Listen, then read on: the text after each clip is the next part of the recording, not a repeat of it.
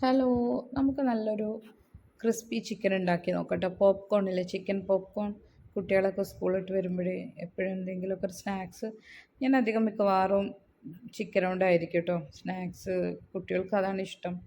അപ്പോൾ അവർക്ക് ബ്രെഡിൽ നിറച്ചതോ അതുപോലെ ബന്ന് ചിക്കന് ഫ്രൈ ചെയ്ത് കൊടുക്കും.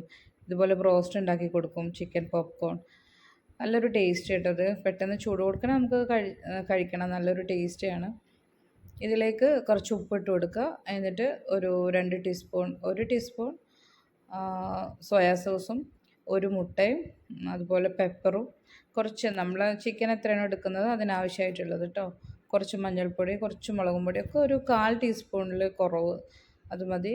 കുറച്ച് ചാറ്റ് മസാല, അതുപോലെ ഒറിഗാനോ, കുറേശ്ശെ മസാല. ഒരുപാട് ആയി കഴിഞ്ഞാൽ ഒരു ടേസ്റ്റ് കിട്ടില്ല. ഇതിലേക്ക് ഒരു 4 table spoon cornflour, 4 table spoon മൈദയും കൂടെ ചേർത്ത് നല്ലോണം ഒന്ന് മിക്സ് ചെയ്ത് കൊടുക്കുക കേട്ടോ.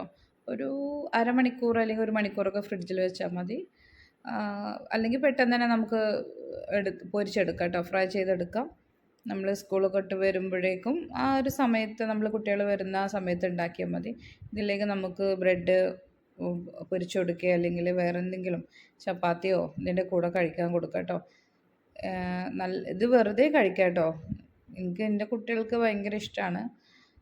എന്നാലും നമുക്ക് പെട്ടെന്ന് ഇപ്പോൾ ആരെങ്കിലും വിരുന്നുകാരൊക്കെ വരികയാണെങ്കിൽ പെട്ടെന്ന് നമുക്കൊരു എന്തെങ്കിലും ഉണ്ടാക്കണം എന്നുണ്ടെങ്കിലൊക്കെ ഇങ്ങനെ ഉണ്ടാക്കാം. മുട്ട കൊണ്ടും ഉണ്ടാക്കാം. മുട്ട ഇതുപോലെ ഫ്രൈ ചെയ്തെടുക്കാം.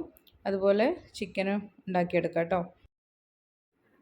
ഒരു മീഡിയം ഫ്ലെയിമിലിട്ട് വേവിച്ചെടുക്കുക. ഒരുപാട് തീ കൂട്ടിക്കഴിഞ്ഞാലും പ്രശ്നമാണ്. ആദ്യം ഹൈയിലിട്ട് കൊടുക്കുക കേട്ടോ. പിന്നെ നമുക്ക് കുറച്ച് എടുത്താൽ മതി, അല്ലെങ്കിൽ പെട്ടെന്ന് കരിഞ്ഞു പോകും. ചൂടോടെ കഴിക്കാൻ നല്ല ടേസ്റ്റായാലും അത് ഏത് ഫുഡായാലും നമുക്ക് ഉണ്ടാക്കുമ്പോൾ ചൂടോടെ കഴിക്കുമ്പോൾ ഒരു ടേസ്റ്റാണ്. ചൂടാറി കഴിഞ്ഞാൽ ചിക്കനൊക്കെ പ്രത്യേകിച്ച് ആ ചൂടോടെ ക്രിസ്പി ഉണ്ടാവും ഇങ്ങനെ ഉണ്ടാക്കുമ്പോൾ. അത് കഴിഞ്ഞാൽ നമ്മൾ ബ്രോസ്റ്റ് ആയാലും ഒക്കെ അങ്ങനെ തന്നെയല്ലേ, നമ്മൾ കടയിൽ നിന്നൊക്കെ കഴിക്കുമ്പോൾ കണ്ടിട്ടില്ലേ. അവിടെ പോയി കഴിക്കുമ്പോഴും നമ്മൾ വീട്ടിലേക്ക് ഡെലിവറി ചെയ്യുമ്പോഴൊക്കെ മാറ്റം. കുട്ടികളൊക്കെ സ്കൂളിട്ട് വരുമ്പോഴേ ഇങ്ങനെയൊക്കെ ചിക്കൻ ഇഷ്ടപ്പെടുന്ന ആൾക്കാർക്ക് കേട്ടോ ഇങ്ങനെ ഉണ്ടാക്കി കൊടുത്താൽ അവർക്ക് ഭയങ്കര ഇഷ്ടമായിരിക്കും.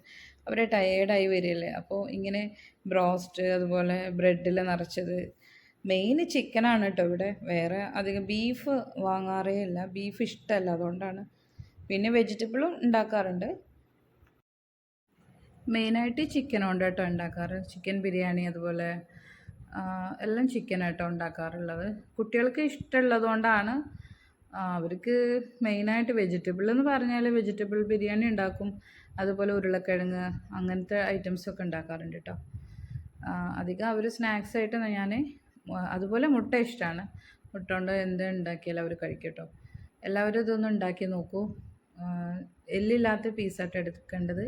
ചിക്കന് ഒരു 300 ഗ്രാം എടുത്തിട്ടുണ്ട് കേട്ടോ. ചിക്കന് തേണം നമ്മൾ എടുക്കണത്. അതിൻ്റെ ആവശ്യമായിട്ടുള്ള നമ്മൾ മസാലകൾ ചേർത്ത് കൊടുത്താൽ മതി. ഒരുപാട് മസാലകൾ ചേർക്കണ്ട. നമ്മൾ ബ്രോസ്റ്റൊക്കെ ഉണ്ടാക്കുന്ന പോലെ തന്നെയാണ്. നല്ലൊരു ടേസ്റ്റ്. എല്ലാവർക്കും അറിയാമായിരിക്കും, അറിയാത്തവർക്ക് കേട്ടോ പറഞ്ഞു തരുന്നത്. എല്ലാവരും ഒന്ന് ഉണ്ടാക്കി നോക്കൂ. താങ്ക്